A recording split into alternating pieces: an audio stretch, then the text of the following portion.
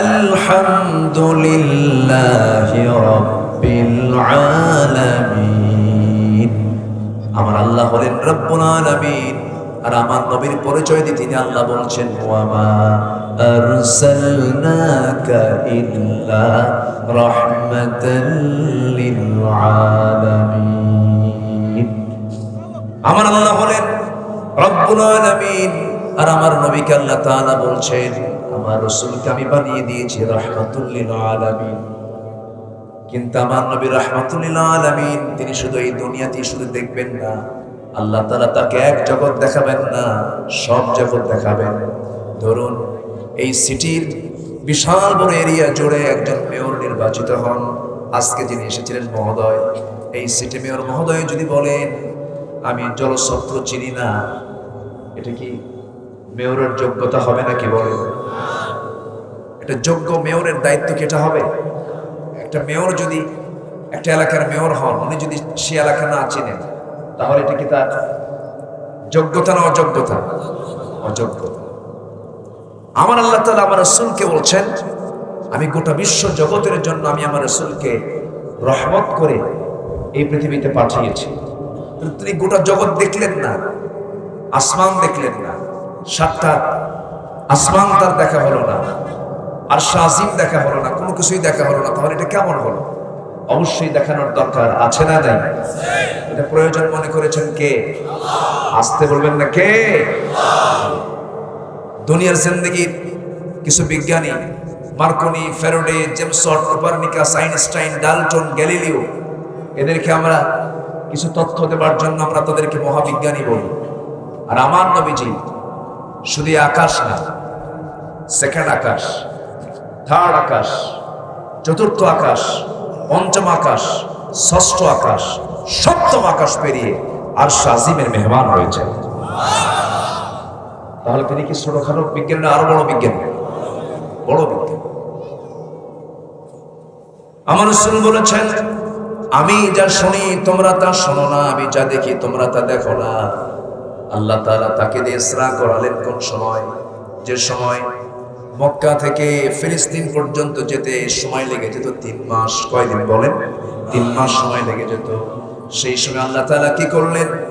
সুবহানাল্লাযী আসরা বিআবদিহি লাইলাম মিনাল মাসজিদিল হারাম ইলাল মাসজিদিল আকসা আল্লাযী বারাকনা হাওলাহু লিনুরিয়াহু মিন আয়াতিনা ইন্নাহু হুয়াস সামিউল বাসীর।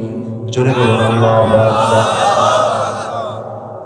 সেই সময় যে সফরটা, ওই সময়ের ঘোড়ায় চড়ে উঠে চড়ে 3 মাস সময় লেগে যেত আমার রাসূলকে। এমন দ্রুত না হলো, এমন দ্রুতগামী যানবাহনে না হলো, সেই সময় রাসূলকে ওপেন হার্ট সার্জারি করা হয়েছিল। এটা চিরে জমজম কূপের পানি দিয়ে তার কলবটাকে আল্লাহ তাআলা পরিষ্কার করে আবার সেখানে সেট আপ করেছেন। জিবরিল আমিন তার এই সিনা চাকটা করেন, ওপেন হার্ট সার্জারি হয়ে যায়।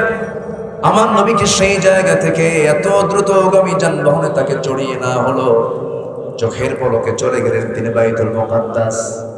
সেই জায়গায় তিনি যখন ইন করলেন, আল্লাহ তাআলা তার ক্ষমতা বলে সমস্ত নবীদেরকে বাইতুল মুকাদ্দাসে হাজির করলেন। এটা আসতে বলি সুবহানাল্লাহ। সকল পয়গম্বর তখন হাজির হলেন। আমার নবীজি সবাইকে দেখলেন। আমার নবী হলেন অতিথি। আমার নবী কি? অতিথি। সকল নবীদেরও অতিথি। তিনি সেখানে দাঁড়ায় আছেন, ইমামের মুসাল্লাটা ফাঁকা পড়ে আছে, নামাজটা কে পড়াবে? কেউ দাঁড়ায় না এখন। আমার নবীর সাথী ছিলেন আমাদের জাতির পিতাকে। জোরে বলেন, আরো জোরে বলেন, আরো জোরে বলেন, উল্টুল যেন না হয়। আমার নবীজি মুসাল্লাটা ফাঁকা দেখলেন, কিন্তু কেউ যাচ্ছে না। জিবরিল আমিন সকল নবীদের কাছেই তো গেছেন। জিবরিল আমিন সব নবীর কাছে অপরিচিত না পরিচিত? অপরিচিত না পরিচিত? পরিচিত। জিবরিল আমিন আমার রাসূলকে আস্তে করে ধরলেন, ধরে বললেন, ইয়া রাসূলুল্লাহ, আজকে আপনাকে নেতৃত্ব দিতে হবে। জয় বলি সুবহানাল্লাহ। আমরা কোন নবীর উম্মত চিন্তা করেন। সকল নবী পিছনে, আমার নবী সকল নবীর নামাজের দায়িত্ব পালন করলেন। আল্লাহু আকবার। সেই রাসূলকে নিয়ে তাসলিমা নাসরিন নামে এক জাহান্নামের নরকীট, শোনেন নাই? নাম শুনছেন? জাহান্নামের এক কীট তাসলিমা, সে কয়েকদিন আগে বলেছে, তোমাদের নবী মুহাম্মদ মদিনার মাটিতে গলে পচে শেষ হয়ে গেছে। জোরে বলি নাউযুবিল্লাহ। সহিহ সিয়াসতের হাদিস, নবীদের লাশ কখনো মাটি গ্রাস করতে পারে না। সমস্ত আম্মায়ে কেরাম যারা দুনিয়া থেকে বিদায় নিয়েছেন, তাদের লাশটা অক্ষত, তারা ইন্তেকাল করেছেন, তারা মৃত্যুবরণ করেছেন। যদি কেউ বলে যে রাসূল মারা যান নাই, তার ঈমান প্রশ্নবিদ্ধ, তার ঈমানও নাই। কেন? কুল্লু নাফসিন যায়িকাতুল, এটা আমরা জানি না কি? কুল্লু নাফসিন যায়িকাতুল মাউত মানে কি? প্রত্যেক প্রাণী কি মৃত্যুর স্বাদ গ্রহণ করতে হবে। রাসূল কি নাফস ছিলেন না? রাসূলের প্রাণ ছিল না? রাসূল কাঁদেন নাই? রাসূল হাসেন নাই? সবই তো করেছেন। তিনিও ইন্তেকাল করেছেন, কিন্তু তার ইন্তেকালটা স্বাভাবিকভাবে ইন্তেকাল তিনি করেছেন, এটা ঠিক আছে। কিন্তু আমরা রাসূলকে লক্ষ্য করে যদি সালাম দেই, সেই সালামটা নবীর দরবারে পৌঁছে দেন ফেরেশতারা, এবং তিনি সেই সালামের জবাবটা দিয়ে দেন। তিনি আছেন আলমে বারজাখ, কবরের জিন্দেগিতে আছেন, কবরের এই বিশাল অন্তর্বর্তীকালীন সময় তিনি পার করছেন। কিন্তু আমাদের মতো এরকম করে যে বসে বসে দুনিয়ার জিন্দেগির যে এরকম কিছু না, উনি একটা টাইম অতিক্রম করছেন। সামনে সবার সামনে কিয়ামত আছে না নাই? সেই কিয়ামতের অপেক্ষা কবরবাসী করছে, যেমন উনি তেমন করে অপেক্ষা করছেন। সম্মানিত ভাইয়েরা, রাসূলের লাশ পচবে না, গলবে না, কোনো মাটির ক্ষমতা নাই। তাসলিমার মতো এক জাহান্নামের কীট বলল পচে গেছে, গলে গেছে। এই কথার বিরুদ্ধে শক্ত কোনো কথা আমরা কি শুনতে পেয়েছি? আস্তে বলি, শুনতে পেয়েছি? এটা কয়েকদিন আগে সে বলেছে।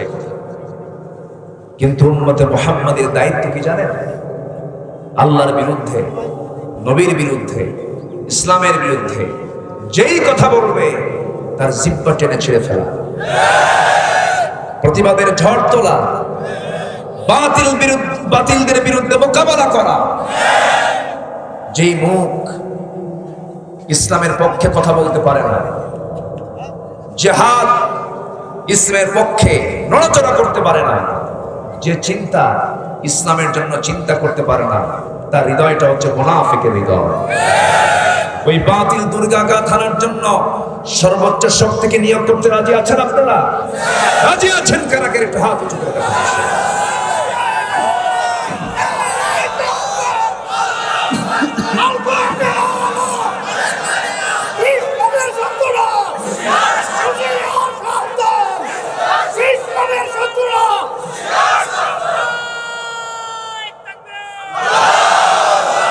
আল্লাহ কবুল করুন, আল্লাহ কবুল করুন। জোরে বলি আমিন।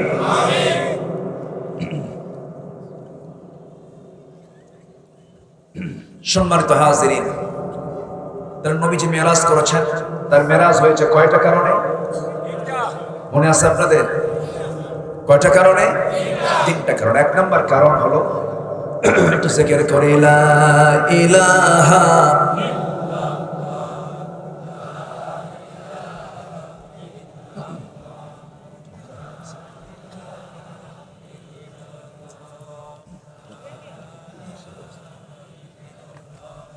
লা ইলাহা ইল্লাল্লাহ, লা ইলাহা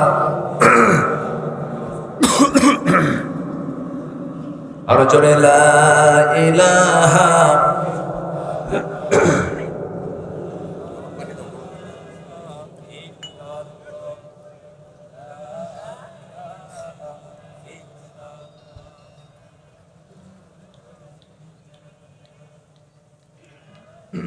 সম্মানিত ভাইয়েরা, সবাই বুঝতেই পারছেন, খাস করে একটু দোয়া করবেন আমার জন্য। আল্লাহ জানো, গতকালকে আমার মাহফিল ছিল বেশি দূরে না, মাত্র যশোর, খুব কাছেতে, তাও বেনাপোল। মনে হয় আমার আওয়াজটা ইন্ডিয়াবাসী শুনেছে। একদম পুটখালি নামক একটা এলাকায় মাহফিল ছিল। শেষ করি আমি রওনা দিয়েছি। মাঝখানে ডাক্তারকেও দেখিয়েছি, বললাম, উনি বলতেছেন আপনি একটানা 7 দিন সকল প্রোগ্রাম বন্ধ, বেড রেস্ট। তো বললাম আমি বেড রেস্টে যাব আর মাহফিল কমিটি কবরে যাব। কথা বলতে শুধু সম্মানটা রক্ষা করার জন্য আমার আশা। এটা দোয়া করেন আল্লাহ যেন আমাকে খুব দ্রুত সুস্থ করে দেন। জোরে বলি আমিন, আরো জোরে আমিন। সম্মানিত ভাইরা, নাম্বার 1 হলো মানসিক তৃপ্তির জন্য। আমার নবীজির জীবনে যখন তিনি নবুয়ত পেলেন, নবুয়ত প্রাপ্তির পরপর রাসূল যখন নবুয়তের ঘোষণা দিলেন, যে লোকটা রাসূলকে খুব ভালোবাসত, সেই কাছের লোকগুলোই কিছু আবার অনেক দূরে চলে গেল। যেরকম ছিল আবু লাহাব। নবীর কি ছিল বলেন, কি ছিল? নবুয়ত পান নাই আবু তালেব, কি বলে, আবু লাহাব রাসূলকে খুব মহব্বত করত। কিন্তু রাসূল যখন বললেন এই জমিনে আইন চলবে কার? ইলাহা মাত্র কয়জন? একজন। তিনি কে? আল্লাহ তাআলা। এই পৃথিবীতে আল্লাহ ছাড়া কোনো প্রভু নেই, তার আইন ছাড়া কোনো আইন নাই। এই জাতীয় কথা যখন বলে ফেললেন, আবু লাহাব বলতেছে, মুহাম্মদ তোমার ধ্বংস হয়ে যাক। জোরে বলি নাউযুবিল্লাহ। সঙ্গে সঙ্গে আল্লাহ বলেন, তাব্বাত ইয়াদা আবি লাহাবি ওয়া তাব। মুহাম্মাদের ধ্বংস না, আমি আল্লাহ, তুই আবু লাহাব, তোর আমি ধ্বংস কামনা করছি। রাসূলকে গালি দিলে আল্লাহ তার জবাব দেন। আর আজকে রাসূলকে গালি দেওয়া হয়, দ্বীনকে নিয়ে কথা বলা হয়, মুসলমান চুপ করে বসে থাকে। আসতে বলবেন না, আছে না নাই? এটা কামনীয় নয়।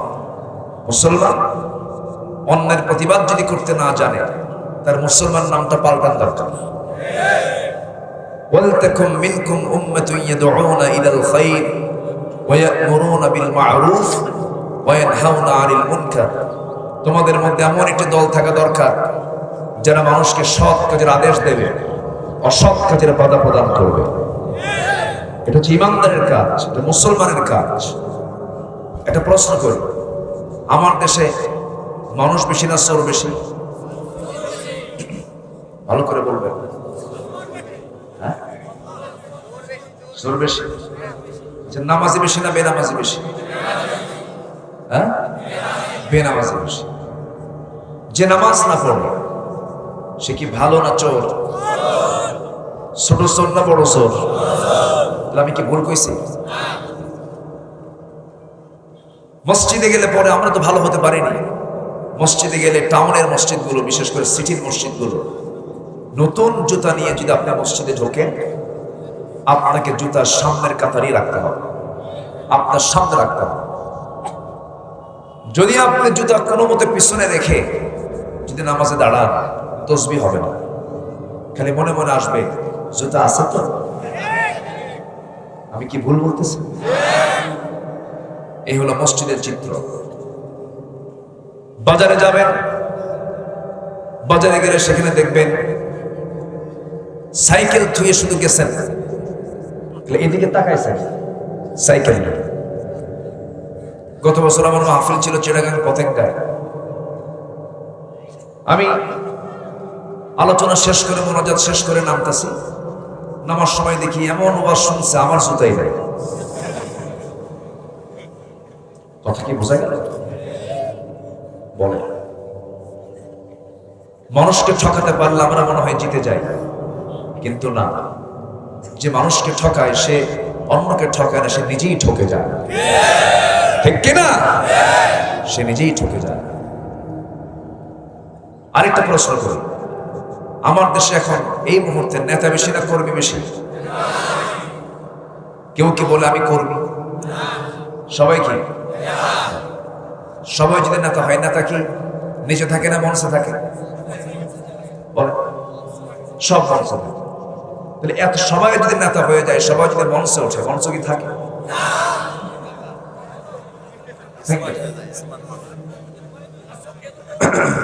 সম্মানিত ভাইরা, মসজিদে যান, মসজিদে যান, নেতা কয়জন? মেম্বারে বসে কয়জন? মেম্বার ভাঙ্গে? কোন হাই খাই আছে? কিলে কিলে আছে? মারামারি আছে? নেতৃত্ব আসবে মসজিদ থেকে। যে নেতার নামাজ নাই, সেই নেতৃত্বে আমরা নাই। যে নেতার নামাজ আছে, সেই নেতৃত্বে আমরা আছি। যে নেতা নামাজ পড়ে না, তাদের মুখে আমরা জুতা মারি। সম্মানিত ভাইয়েরা, ঠকলাম তো অনেক অনেক ঠকলাম জীবনে। তিনটা অপশন, আমাদের রবকে, আমাদের দল কি, আরো জোরে আমাদের নেতাকে। এই তিনটার ভিতরে যদি কেউ ভাগ বসাতে আসে, আমাদের আইনদাতাকে, আমাদের দল কি, আমাদের নেতাকে, এই তিনটার মধ্যে যদি কেউ ভাগ বসাতে আসে, থামেন বলি, আমারে বলতে দেয়, এই তিনটার মধ্যে ভাগ বসাতে আসলেই সে কি ইসলামের বন্ধু না দুশমন? দুশমনকে বন্ধু মনে করা যাবে? আজকে আমি একটু কাটা কাটা কথাই বলে যাব, কিছু করার নাই। আমি নিজের কাছে নিজেই আজকে পরাজিত হয়ে যাচ্ছি। আমি টানটা দিতে পারছি না, আমার যে টান, সে টানটা আমি দিতে পারছি না। আজকে টান দিতে গেলেই আমি যাই একদিকে, আবার বলা যায় আরেকদিকে। একটু জিকির করি, লা ইলাহা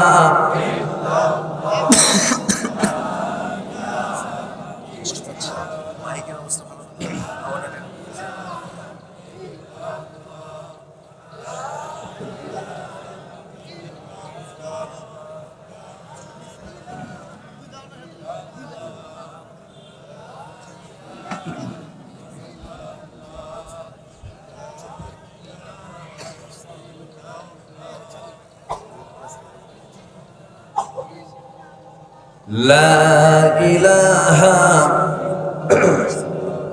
লা ইলাহা ইল্লাল্লাহ সুবহানাল্লাহ আলহামদুলিল্লাহ। আরো জোরে, লা ইলাহা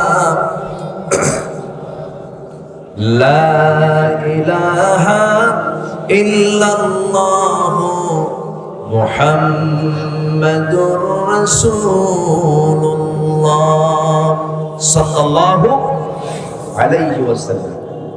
সম্মানিত ভাইয়েরা, সেই নামাজ আজকে মুসলমান পড়ে না। যে নামাজ রাসূল কোন জায়গা থেকে নিয়ে এসেছেন বলেন তো? মেরাজ থেকে। নবীজির জীবন থেকে দুজন মানুষের বিদায় হলো। রাসূল নবুয়ত পাওয়ার 10ম বছরে, যে 10ম বছরে আমার নবীজি হিজরত যখন করবেন, দুটো বর্ণনা পাওয়া যায়। ঠিক 1 বছর আগে। কয় বছর আগে? 1 বছর আগে। থাক, সমস্যা নেই, দিনের আলো তো আছে। আমাকে দেখা যাচ্ছে না? আমি তো দেখতে পাচ্ছি। ঠিক হিজরতের 1 বছর আগে আমার নবীজির জীবনে সবচেয়ে কাছের দুজন মানুষ, একজন হচ্ছেন আবু তালেব। যদিও কাফের, কিন্তু ভদ্র কাফের। কি কাফের বলেন? কি কাফের? ভদ্র, উচ্ছৃঙ্খল, আবু জেহেলের মতো। আমার রাসূলের খুব প্রিয় মানুষ ছিলেন তিনি, কিন্তু ইসলাম কবুল করে নাই। ইসলাম কবুল না করলেও আবার নিজের ছেলে দুটাকে আবার নিয়ে বললেন, মুহাম্মদ, আমার ছেলে দুটো আমি তোমার হাতে দিয়ে দিলাম, তুমিও ভালো, তোমার ইসলামও ভালো। আল্লাহু আকবার বলেন। তুমি আমার ছেলে দুটো নিয়ে নাও। আমার নবীজি তার দুটো ছেলেকে কাছে নিয়ে নিলেন, জাফর এবং সাইয়েদনা আলী রাদিয়াল্লাহু তাআলা। এই দুইজন আমার নবীর হাতে বায়াত নিয়ে ইসলাম কবুল করলেন। কিন্তু রাসূল কখনো জোর করে চাচাকে বলেননি, চাচা আপনি ইসলাম কবুল করেন, বলেন না। কারণ দিন গ্রহণে ইসলাম কখনো জোর জবরদস্তি করে না। বাংলাদেশে অনেক অন্য ধর্মের মানুষ কালেমা পড়ে মুসলমান হয়েছে, কিন্তু অভিযোগ দেওয়া হয় মাঝে মাঝে ধর্মান্তরিত করার অভিযোগ। এটা ভুল কথা। কোন আলেম, কোন মুসলমান অন্য ধর্মের লোককে জোর করে কালিমাওয়ালা বানায় না, কারণ এটা ইসলামে নাই। লা ইকরাহা ফিদ্দীন, দ্বীনের ব্যাপারে কোনো জোর জবরদস্তি। আমার নবীজি কোনোদিন কিছু বলেন নাই, মাঝে মাঝে একটু বলতেন যে মুহাম্মদ শোনো, আমার বাপ সাদার ধর্ম আমি ছাড়তে পারবো না, এই কথা বলে শেষ করে দিতেন। শেষ জীবনে হঠাৎ করে তার শরীরটা খারাপ, রাসূল তার পাশে গিয়ে দাঁড়ালেন, বললেন, চাচা আপনি আমার জন্য জেল খাটছেন। আবু জেল মারতে আসে, আবু তালেব সামনে দাঁড়ায় বলেন, আবু জেল আমি দল করি তোর, আর পক্ষ আমার মুহাম্মদ। আল্লাহু আকবার বলেন। সেই আবু তালেব 3.5 বছর নবীর সঙ্গে জেলও খেলেছেন, বয়কটে থেকেছেন, না খেয়ে থেকেছেন। রাসূলকে কষ্ট দেননি কখন। তিনি মারা যাচ্ছেন, রাসূল বললেন, চাচা আপনি আমাকে ভাষা শিখালেন, আপনি আমাকে ব্যবসা শিখালেন, আপনি আমাকে বিয়ে দিলেন, আপনি আমার জন্য জেলও খাটলেন, শুধু একটা পর্ব বাদ আছে, টোটাল কালিমা বলতে হবে না, শুধু বলবেন লা ইলাহা ইল্লাল্লাহ, আমি আপনার জন্য বেহেশতের জামিন হয়ে যাব। চাচা একটা বার বলে না।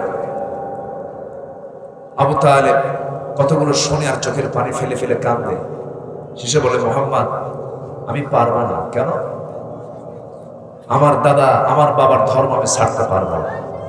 আজকের সমাজেও কিছু লোক আছে, হাজারো বুঝান, বলে বাবা আমার বাবাও চোর, আমিও চোর। আছে না? আছে না নাই? আমার নবীজি ব্যাখ্যায় পাওয়া যায়, নবীজি তার মাথা থেকে পা পর্যন্ত হাতের ছোঁয়া লাগায় দিলেন, খুব চেষ্টা করলেন, কিন্তু শেষ পর্যন্ত হলো না। আল্লাহ তাআলা ওহী নাযিল করে জানিয়ে দিলেন, আপনি যাকে ভালোবাসবেন আপনি তাকে হেদায়েত দিতে পারবেন না। হেদায়েত আসে কার দফতর থেকে? ইহদি আল্লাহু মান ইয়াশা, আল্লাহ যাকে চান তাকে হেদায়েত করেন। আমার নবীজি হাতটা গুটায় নিলেন, আবু তালেব মারা গেলেন। আবু জেহেল এতটাই বেপরোয়া হয়ে গেল, খুব খুশি, কারণ আবু তালেব নাই, আমার রাস্তা এখন ক্লিয়ার।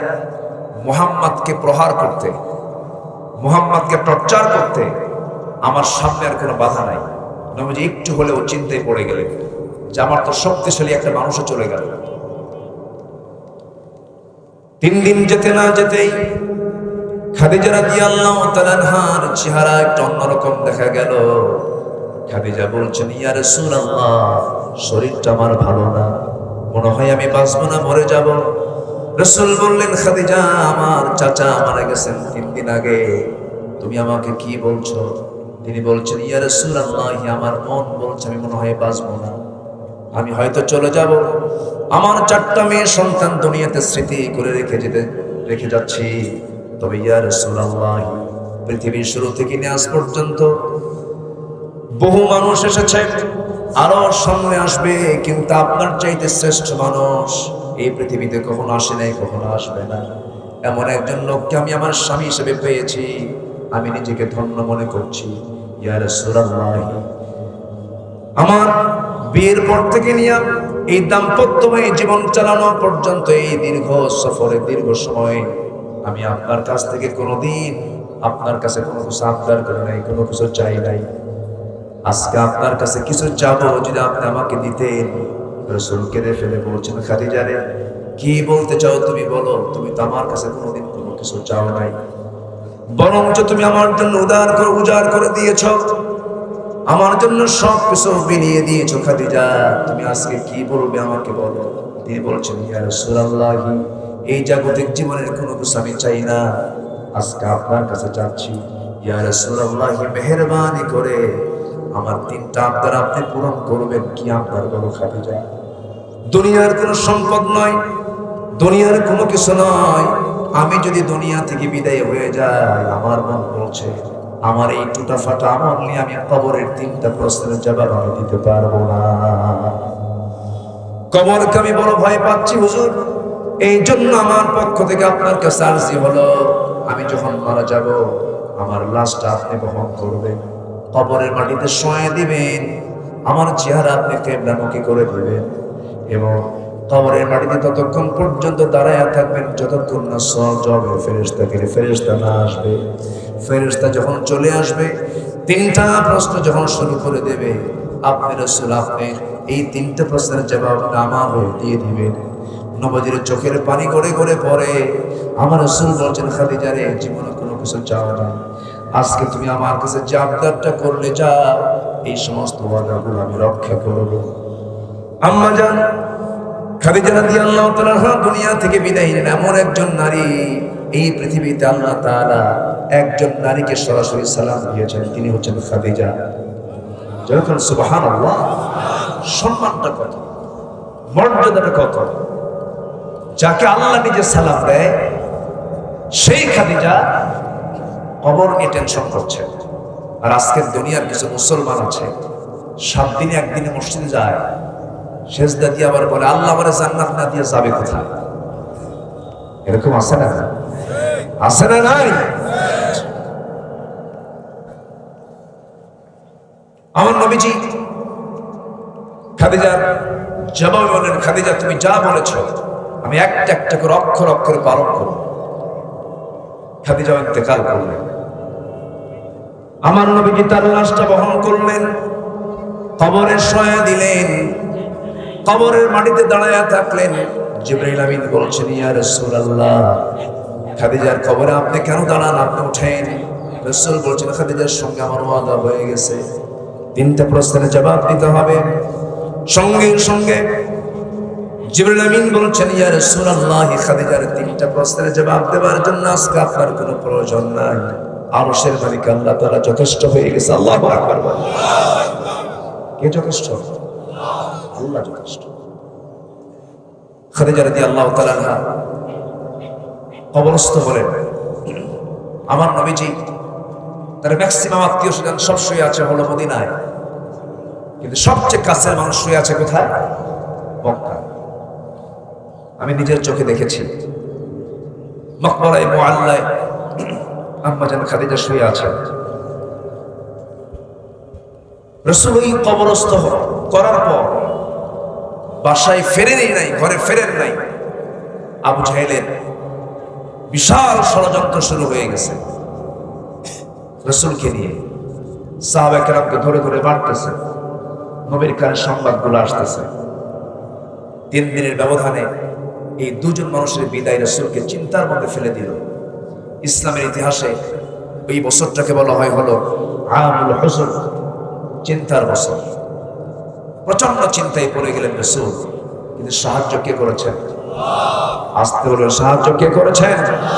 আল্লাহ করেছেন। সর্বশেষ কি হলো? আমার নবীজি বিষণ্ণতায় দিনগুলো কাটতেছে, টেনশনে দিনগুলো কাটতেছে, চরম টেনশনে আছেন। সাহাবা কেরামদের প্রতি কাফের মুশরিকদের অত্যাচারের রেকর্ডগুলো নবীর কানে আসতেছে, নিজের চোখে দেখতেছেন। নবীজি চরমভাবে মানসিকভাবে ভেঙে পড়ছেন, মানসিক তৃপ্তি দিয়ে তাকে সন্তুষ্ট করার মতো যে প্রিয়জন তারা দুনিয়া থেকে বিদায় নিয়েছেন। এমন সময় আল্লাহ তাআলা বলছেন, জিবরাইল আমার প্রিয় দোস্তের কাছে চলে যাও, আমার কথা গিয়ে বলো আমি আল্লাহ নিজের সিদ্ধান্ত নিয়েছি, আমি আমার হাবিবকে আমার বাড়ির মেহমান বানায় দেব। মেরাজের কয় কারণ? কয় কারণ? 3 কারণ। নাম্বার 1 হলো রাসূলের মানসিক তৃপ্তি দেওয়ার জন্য আল্লাহ তাআলা সিলেকশন করেন। আল্লাহু আকবার বলেন। জি বলবো আজানের সময় হয়েছে কি? এখনো হয়নি। আমরা নামাজ পড়বো, জোরে বলি ইনশাআল্লাহ। একটু যদি দেরি হয় কোন ফতোয়া আসবে না তো? আস্তে কর, কোন ফতোয়া আসবে না তো? আবার কেমন হুজুর নিয়ে আসছে নামাজ বাদে ওয়াজ করে? আমি এরকম হুজুর না। আমার দেশে আবার এমন দরবারও আছে, পানির তলে মোমবাতি, বাবা বাতাসে নেবে না, বাবার নামে হালকা দিলে ওযু গোসল লাগে না। আছে না নাই? মোল্লা মুন্সি নামাজ পড়ে মারেফত তো বোঝে না, বাবার নামে হালকা দিলে সতর ঢাকাও লাগে না। জোরে বলি নাউজুবিল্লাহ। এগুলো দরবার আছে না নাই? নামাজ পড়ব, একটু দেরি হচ্ছে, পড়তে একটু দেরি হলো তো আমি 3টা পয়েন্ট আমি আলোচনা শেষ করব এবং মাহফিল শেষ হবে আমাদের দস্তরবন্দির মধ্য দিয়ে। 18 জন হাফেজ হচ্ছে আজকের মাহফিলের মূল আকর্ষণ। আলহামদুলিল্লাহ বলে। এগুলোর চেহারার দিকে তাকালেও আল্লাহ সওয়াব দিবেন। আমরা এই দস্তরবন্দিটা দেখব, জোরে বলি ইনশাআল্লাহ। আমার নবীজি সাহাবায়ে কেরামকে নিয়ে চিন্তা করলেন কি করা যায়, কি করা যায়, কি সিদ্ধান্ত নেওয়া যায়। এক পর্যায়ে সাহাবায়ে কেরাম বললেন, ইয়া রাসূলুল্লাহ মাতা নাসরুল্লাহ, আল্লাহর সাহায্য কখন আসবে? আল্লাহর পক্ষ থেকে আয়াত নাযিল হলো, আলা ইন্না নাসরাল্লাহি করিব, আল্লাহর সাহায্য অতি নিকটে। বেলালকে মারতে মারতে শেষ করে দেওয়া হচ্ছে। আমার রাসূল সেই সময় কিছু সাহাবায়ে কেরামকে হিজরতে পাঠায় দিলেন, আবিসিনিয়ায় পাঠায় দিলেন। আমার নবীজি সেই সময় খাদিজাকে হারিয়ে, আবু তালেবকে হারিয়ে যখন খুব চিন্তায় ছিলেন, জিবরিল আমিন এসে বলছেন, ইয়া রাসূলুল্লাহ আজকেই আপনাকে আমার সাথে আল্লাহর মেহমান হয়ে আপনাকে যেতে হবে। জোরে বলে সুবহানাল্লাহ। আল্লাহ তাআলা চূড়ান্ত সিদ্ধান্ত নিয়ে নিলেন তাকে মেহমান করে নেবার জন্য। এমন যানবাহনে তাকে চড়ানো হলো, পৃথিবীর কোন যানবাহন নয়। এই আকাশ কি কয়েক মাইল দূরে? এখান থেকে আমরা যেখানে বসে আছি, এখান থেকে সূর্যটা 9,30,00,000 মাইল দূরে। এত দূরে থাকার কারণে সূর্য আমরা ছোট দেখি, কিন্তু 228টি দেশ নিয়ে এই পৃথিবীর চাইতে 13 লক্ষ গুণ বড় হলো এই সূর্য। তারকা ব্যাটেল জুইস একটা তারকা আছে, যে তারকা ওই সূর্যের চাইতে 33 কোটি গুণ বড়। পৃথিবীর সবচেয়ে নিকটবর্তী তারকা আছে হলো প্রক্সিমা সেন্ট্রাই। প্রক্সিমা সেন্ট্রাই যদি কেউ যেতে চায়, চাঁদের দেশের মতো, মঙ্গল গ্রহের মতো। পৃথিবীর এখন দ্রুতগামী একটা নভোযান আছে হলো অ্যাপোলো 11, যার গতি হলো প্রতি ঘন্টায় 39,000 কিলোমিটার।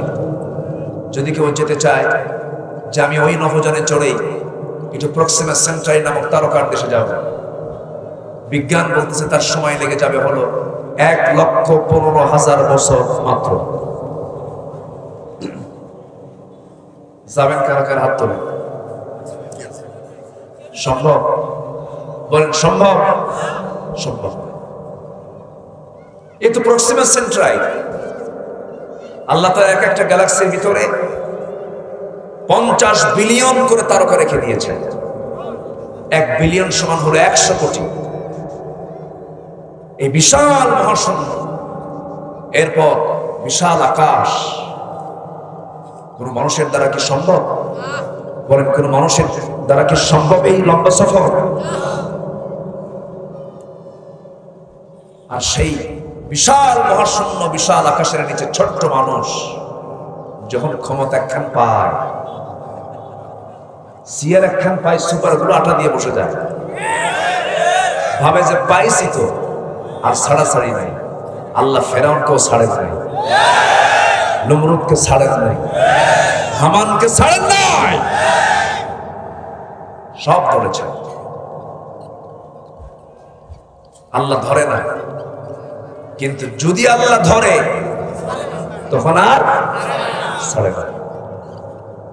ফেরাউন কি না করে নাই, নিজের বউটাকে পর্যন্ত মেরে ফেলে দিয়েছে। চিন্তা করে, তার ক্ষমতাকে পাকাপোক্ত করার জন্য তার স্ত্রীকে পর্যন্ত সে হত্যা করেছে। আজকে এই ধরনের জঘন্য ফেরাউন চরিত্রের লোক আছে না নাই? ফেরাউন কি করলো? আসিয়াকে বললো, আসিয়া তুমি নাকি দিন গ্রহণ করেছো, বলো। আসিয়া বললেন, আপনি শুনবেন কেন? আপনি দেখেন, আশহাদু আল্লা ইলাহা ইল্লাল্লাহ। আসিয়া আলাইহিস সালাতু ওয়াস সালামকে বলা হলো। ফেরাউন বলল, আসিয়া শোনো, এটার ফলাফল কি তুমি জানো? তোমাকে মেরে ফেলা হবে। আসিয়া বললেন, আমি এই দুনিয়া থেকে তো মরে যাবোই একদিন, যদি আমি একটু এরকম ভাবে মরে যাই তাহলে আমার তো নসিবটা ভালো, আলহামদুলিল্লাহ বলে। আসিয়া বলে ফেললেন, আমার স্বামী, আপনি আমার প্রতি অত্যাচার যত বাড়াবেন আমার ঈমান তত পাকা হয়ে যাবে। জল্লাদ রেডি করা হলো, 2 হাত 2 পা বাঁধা হলো। ফেরাউন বলল, আসিয়া সবকিছুই ঠিক ছিল, পরিবার ঠিক ছিল, কিন্তু তুমি আমার রাষ্ট্রের বিরুদ্ধে অবস্থান গ্রহণ করার কারণে আজকে আমি তোমাকে দুনিয়া থেকে বিদায় করে দিচ্ছি। আসিয়া বললেন, সবই ঠিক ছিল, এখনো ঠিক আছে, আমি আমার জান্নাত নেবার জন্য আমি আমার আল্লাহর সন্তুষ্ট হাসিল করে আল্লাহর কাছে চলে যাচ্ছি। কথা বোঝা গেল? এটার নাম ঈমান। এটার নাম কি? ঈমান। আর আমার দেশে এমনও লোক আছে 10 টাকা দিয়ে ঈমান বেচে, আছে না নাই? এটা প্যাকেট পাইলে ঈমান শেষ। হারা গাছটা পাশাপাশি আছে। কষ্ট পাচ্ছেন নাকি? আসিয়া আলাইহিস সালাতু ওয়াস সালাম, তার সামনে জল্লাদ চলে আসছে, করাত তার কপালে লাগাবে। এমন সময় আসিয়া আলাইহিস সালাতু ওয়াস সালাম তিনি একটা দোয়া করেছেন। সেই দোয়াটা হলো, রব্বি বিনিলি ইনদাকা বাইতান ফিল জান্নাতি ওয়া নাজ্জিনি মিন ফিরআউনা ওয়া আমালিহি। আয় আল্লাহ তাআলা, তুমি আমার জন্য বানিয়ে দেবে জান্নাতের মধ্যে একটা মাত্র ঘর, কিন্তু সেই ঘরটা হওয়া চাই তুমি আল্লাহ তোমার ঘরের দেওয়ালের সাথে, তোমার দেওয়ালের সাথে যেন আমার, তোমার ঘরের দেওয়ালের সঙ্গে যেন আমার ঘরটা যেন থেকে যায়, এবং ফেরাউনের অনিষ্ট থেকে তুমি আল্লাহ আমাকে বাঁচায় দাও। আল্লাহকে কত কাছে মনে করলে পরে এমন করে দোয়া করা যায়। আল্লাহ তাআলা ফেরাউনের স্ত্রী আসিয়ার কিতাব ছিল হলো তাওরাত কিতাব, কিন্তু তিনি যে দোয়াটা করেছেন সেই দোয়াটা স্থান পেয়েছে কোরআনে কারীমের ভিতরে। কারণ কিয়ামত পর্যন্ত উম্মতে মুহাম্মাদিরা যেন আসিয়ার মতো দোয়া করে। জোরে বলি সুবহানাল্লাহ। আমরা ঈমান নিয়ে মরতে চাই। মুনাফিকের জীবন দিয়ে কি লাভ? দুনিয়ার সামান্য যশ খ্যাতির জন্য ঈমান বিক্রি করে কি লাভ? আছে না দুনিয়াতে এরকম লোক? আছে না নাই? আছে না নাই? আচ্ছা, না, আমরা এগুলো করবো না, আমরা আখিরাতকে ক্লিয়ার করবো। জোরে বলি ইনশাআল্লাহ। সম্মানিত ভাই, তাহলে আমার নবী যে এই বিশাল লম্বা সফর করেছেন দুনিয়ার কোন যানবাহন দিয়া, কার ফ্লাইটে চড়ে?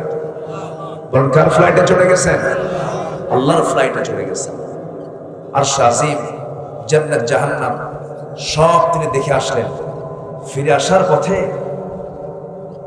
সকল নবীর সঙ্গে তার দেখা হয়েছে, কিন্তু একজন নবীর কথা আমার নবীর বেশি মনে ছিল। সেই নবীটাকে বলেন তো, বলেন। মুসা। সবাই তো আজ জানেন, মাশাআল্লাহ, আলহামদুলিল্লাহ বলেন। মুসার কথাটা তার বেশি মনে ছিল। কেন? তার সঙ্গে একটু বেশি কথা হয়েছে। ধরুন আমি এখানে আসছি, অনেকে তো আমার সঙ্গে সালাম কালাম করেছেন, সবার কথা কি মনে রাখা সম্ভব? সম্ভব না। কিন্তু যিনি আমাকে খাওয়ালেন, যিনি আমার সঙ্গে সর্বক্ষণ বসলেন, আমি তাকে কিন্তু মনে রাখবো। আগামীকাল যদি দেখা হয়ে যায় তখন আমি তার কথাটা মনে রাখতে পারবো। সবার কথা কি মনে থাকবে? থাকবে না। আমার রাসূলের সবার কথা মনে নেই, কিন্তু মনে ছিল কোন নবীর কথা? মুসার কথা। আমার নবী যে ফিরে যাচ্ছেন মেরাজ শেষ করে, ফিরে যাওয়ার পথে আল্লাহর পয়গম্বর মুসা তাকে আটকিয়ে দিয়ে বললেন, আল্লাহর হাবিব, আল্লাহ আপনাকে কি দিলেন? তিনি বললেন, আল্লাহ আমাকে আমার উম্মতের জন্য 50 ওয়াক্ত নামাজ দিয়েছেন। 50 সালাতান, 50 ওয়াক্ত নামাজ। তাই 50 ওয়াক্ত নামাজ আমার বিশ্বাস আপনার উম্মতরা পড়তেই পারবে না। মুসার যুক্তি কি ব্যাঠিক না সঠিক? মাঝে মাঝে কিছু বুড়া চাচাও আছে, আসর নামাজ পড়ে বলে এত ঘন ঘন নামাজ পড়া যাবার মাগরিব আছে না? এরকম এতবার ওযু করে যায়। 50 ওয়াক্ত হলে তাহলে কি হতো? মুসা আলাইহিস সালাম বললেন, নামাজ কমাতেই হবে, আপনি নবী বড়, কিন্তু আমি মুসা নবী ছোট হলেও আপনার আগে আমি উম্মত চষাইছি। আমার জানা আছে এটা কোন জাত। আল্লাহু আকবার বলবেন। আমার রাসূল বলছেন, ভাই মুসা আমি কেমনে যাব? আমি তো আল্লাহর কাছ থেকে বিদায় নিয়ে আসছি। কেন? আপনি যান, আল্লাহ যদি কিছু বলে আপনি আমার নামটা নেবেন। সুবহানাল্লাহ বলবেন না? আপনি আমার নামটা নেবেন। জি, আমি শেষ করব। আমার নবীজি যাবেন না, কিন্তু তাকে জোর করে পাঠায় দেওয়া হলো। মানে জাস্ট গেলেন। মুসা আলাইহিস সালাম খুব দামি নবী ছিলেন। এত দামি নবী ছিলেন, এই কোরআনে সবচেয়ে বেশি নাম যে নবীর খুঁজে পাওয়া যায়, হাফেজরা এখানে বসে আছেন, কোন নবীর নাম বলেন? নামটা কেন থাকবে না? ফেরাউনকে সাইজ করছেন কে? কে বলেন? শক্তির দরকার নাই, ইমানের দরকার নাই, সব ছিল তার মধ্যে। প্রচন্ড রাগী ছিলেন, প্রচন্ড মেজাজি ছিলেন। সেই মেজাজ ছিল ইসলামের পক্ষে, বাতিলদের বিরুদ্ধে। মুসলমান প্রতিবাদী না হওয়া পর্যন্ত সমাজ থেকে সুদ, মদ, জেনা, ব্যভিচার বন্ধ হবে না। মুসার মতো মেজাজ দরকার আছে না নাই? সম্মানিত ভাইয়েরা, মুসা আলাইহিস সালাম আল্লাহ রাসূলকে সামনে পেয়ে কথাগুলো বললেন। আমার নবীজি আল্লাহকে বলেন, আল্লাহ আমি তো চলেই গেছিলাম, মাঝখানে একজন আমাকে আটকিয়ে দিয়েছে। কে? আমার ভাই মুসা। আল্লাহ বলেন, আমার হাবিব এমন লোক, যে লোক যা বলে তা করে ছাড়ে। সুবহানাল্লাহ বলেন। যে আসো আব্বারা কই? হাফেজরা আসতেছে না? আসো। জি ঠিক আছে,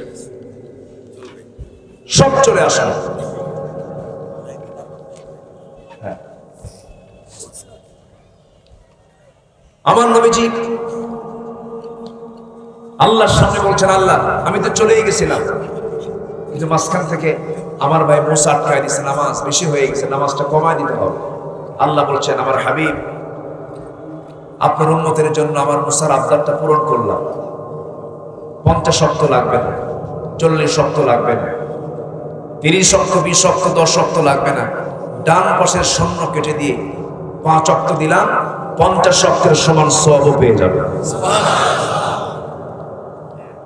সেই নামাজ আমরা কি পড়তে রাজি আছি? ইনশাআল্লাহ 5 ওয়াক্ত নামাজ পড়তে রাজি আছি? কারে হাত তুলে দেখেন তো দেখি। জোরে বলি, ইয়া আল্লাহ, ইয়া রহমান, আমাদেরকে 5 ওয়াক্ত সালাত আদায় করার তৌফিক তুমি আল্লাহ দিয়া দাও। জোরে বলি আমিন, আরো জোরে আমিন, আরো জোরে আমিন। মা বোন কি মাহফিল আছে? মা বোন আসছে? তাই আলহামদুলিল্লাহ, বলি আলহামদুলিল্লাহ। মারা তো অনেক ভালো মাশাআল্লাহ, কিন্তু মার্কেটে বেশি ঘন ঘন যায়। সমস্যা আছে না নাই? চুয়াডাঙ্গা মাহফিল ছিল আমার, তো মাহফিলের আগে এক বাসায় খেতে বসছি। তো এক বাসাওয়ালা আমাকে বলতেছে, হুজুর আমার বাড়িতে চুয়াডাঙ্গা, আপনার বাড়ি কোথায়? আমি বললাম আমার বাড়ি উত্তরবঙ্গে, আমার বাড়ি আবার বগুড়ায় জন্মস্থান। হুজুর আমার মেয়েকে বিয়ে দিয়েছে ঠাকুরগাঁ। এত দূরে দিলেন আপনি, চুয়াডাঙ্গা যশোরের মানুষ, কুষ্টিয়ার মানুষ, এত দূরে বিয়ে দিলেন, এটার ঘটককে? হুজুর মোবাইল। ঘটককে? তাহলে এই মোবাইলের অপর নাম হলো কি? ঘটক। যদি কেউ তার মেয়েকে যদি চান যে নিজে বিয়ে না দিয়া মোবাইলের মাধ্যমে বিয়ে দিবেন, তাহলে মোবাইলটা কিনে দিয়ে। আমার কথা কি বুঝে আসতেছে?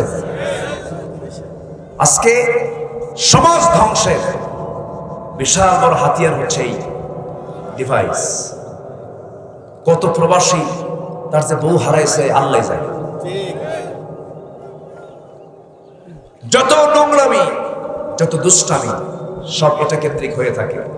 শিশুর হাতে আপনি আপেল দিলেন, চাকু দিলেন, বাবা তুমি চাকু দিয়ে আপেলটা কেটে খাও। আপেল কাটবে না হাত কাটবে? হাত কাটবে, কারণ সে তার চাকু দিয়ে আপেল কাটার মতো সেই হাতের দক্ষতা আসে নাই। মোবাইল সবার জন্য ব্যবহার করা ঠিক না। মোবাইল সে ব্যবহার করবে যার ইমানের মজবুতি আছে। ইমান যারা দুর্বল তার মোবাইল ব্যবহার করাও যাবে না। আল্লাহ তুমি মা বোনদেরকে ইসলাম অনুশাসন মেনে চলার তৌফিক দিয়ে দাও, পর্দায় থাকার তৌফিক দিয়ে দাও, কোরআন মেনে চলার তৌফিক দিয়ে দাও। সম্মানিত হাজিরিন, আমি ধীরে ধীরে আলোচনার শেষ প্রান্তের দিকে যাচ্ছি। আমার মুখে খুব রক্তক্ষরণ হচ্ছে। আজকে এত হাজার হাজার মানুষ যে আকাঙ্ক্ষা নিয়ে আপনারা এসেছিলেন, সেই কাঙ্ক্ষিত আকাঙ্ক্ষা আমি পূরণ করতে কমপ্লিটলি পারলাম না।